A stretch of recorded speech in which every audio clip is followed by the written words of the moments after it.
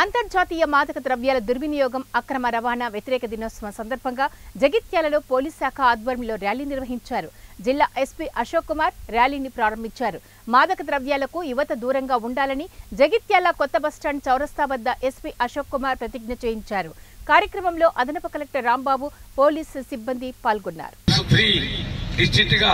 మన జిల్లాని తీసుకురావాలంటే ప్రతి ఒక్కళ్ళ పాత్ర ఇందులో చాలా ఉంది.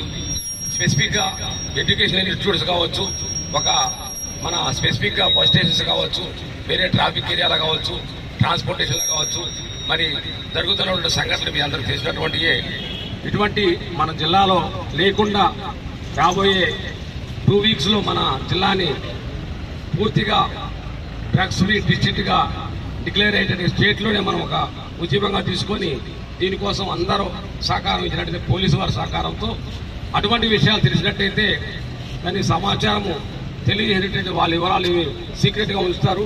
కాబట్టి దీనికోసం మనందరం పాటుపడాలని, దీనికోసం అందరం నిమగ్నం అవ్వాలని కోరుకుంటూ నేను సెలవు తీసుకుంటున్నాను. Thank you.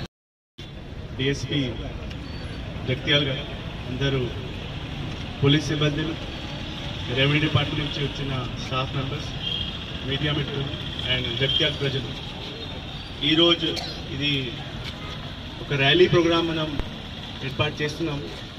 అది ఈరోజు international day on drug abuse and illicit traffic మనం సెలబ్రేట్ చేస్తున్నాం.